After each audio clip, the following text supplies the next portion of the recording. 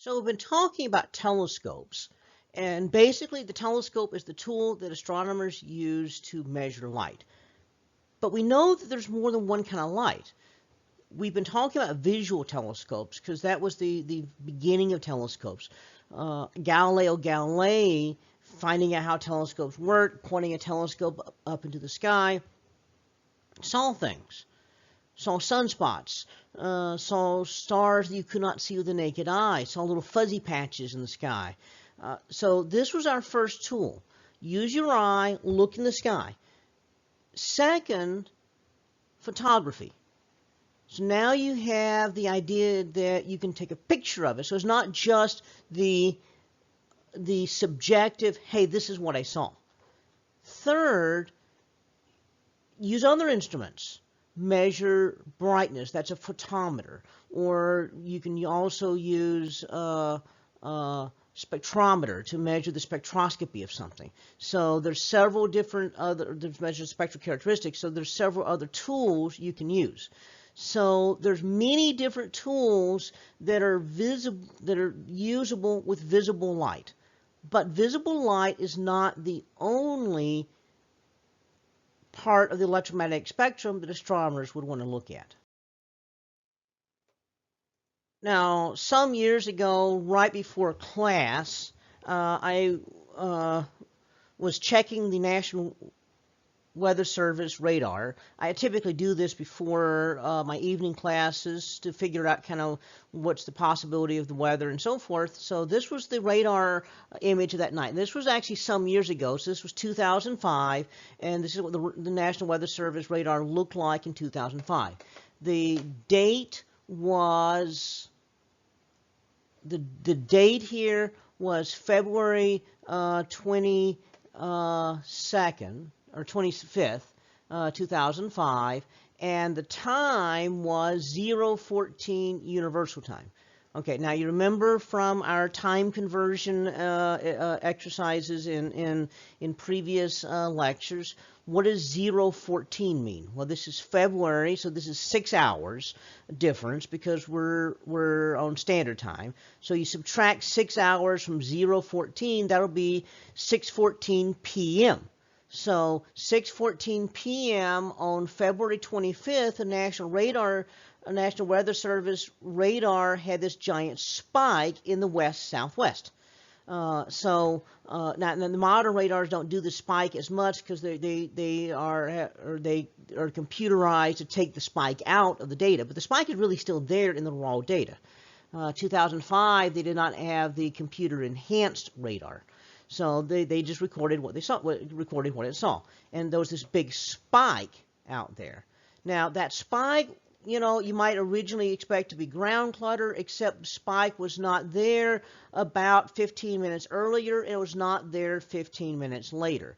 It was only there for a very short amount of time. So something right close to the horizon in the west-southwest at 6:14 p.m. on February 25th. So what was that? Well, that's the sun. So National Weather Service radar was picking up the sun. Well, obviously it wasn't bouncing off the sun. I mean, the sun's too far away. The radar couldn't do that. But it means that the sun was giving off the same wavelengths of microwaves that the radar was using to monitor weather. And so that was an interference. The same thing happens sometimes at certain times of the year when the sun lines up right behind geosynchronous satellites, overwhelms the signals from the satellites. The sun gives off a lot of radio waves, gives off microwaves, gives off ultraviolet light, gives off X-rays, gives off all kinds of different wavelengths, not just visual light. So this raises the question, can we use other wavelengths of light to monitor celestial objects? This gives rise to the idea of radio telescopes, which your book talks about in Chapter 6. The very first radio telescope was actually purely accidental. A fellow named Karl Jansky was studying the possibility of radio communications. He worked at Bell Labs. Now, this is not the Bell helicopters, this is Alexander Graham Bell. So Bell Labs did telecommunications, and he was looking at the possibility of using radio waves to transmit voice communication. And this was a revolutionary idea in the 1930s. One of the problems they had was that long-distance wires, long-distance telephone calls used wires. And that means that for everybody speaking, long distance, there had to be a separate wire carrying that conversation. And so that made obviously very, very expensive long-distance phone calls. And you could only have so many people talking at one time. So you could only have a few dozen people at one time talking between the DFW area and the Houston area. And so the cost would be very, very high. People typically did not make long-distance phone calls because they were so expensive, and they charged you per minute. So it would be like you'd try to keep it very, very short. And so his idea was maybe we could get more phone calls if we carried the voice over radio waves. And so he built this large rotating radio dish and discovered that there was static that kept repeating in his experiment. The static actually came about repeated every day at about the same time. Over a few weeks of studies, he began to realize it wasn't exactly the same time. It was about 4 minutes earlier every day, so every 23 hours, 56 minutes. And he quickly realized that's a sidereal day. He was actually picking up static from outer space.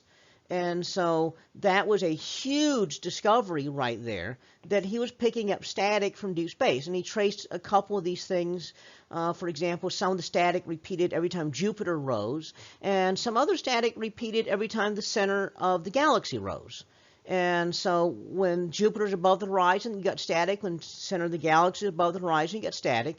And so that meant that something at those places was giving off radio signals. And so he published a paper suggesting that you could actually do radio astronomy. Now, two things happened here. First of all, his employers said, well, this is not doing anything to bring us in money. You were hired to bring us in money, so you have to quit working on the science stuff and go back to engineering communications. Second thing that happened was he got the Nobel Prize. And so Jansky started the science of radio astronomy, but he was not able to pursue it. It was actually followed by an electrical engineer working at University of Chicago. And he built this large dish, and the idea was the radio signals from space would hit the dish and bounce up to a receiver that was suspended at the apex of the dish. And so this became the first operating dedicated radio telescope. With this, he scanned the sky looking for various signals. Now, this was in the 1930s. He built this, and late 30s, and this was all about the time World War II was starting in Europe. And so rumor got started that Professor Reber at the university had a contract with the Army to build some sort of anti-aircraft death ray. Because there was no such thing as satellite dishes, so no one had ever seen a big shape like this in the sky other than in Buck Rogers movies. And so, but this was the first dedicated radio telescope.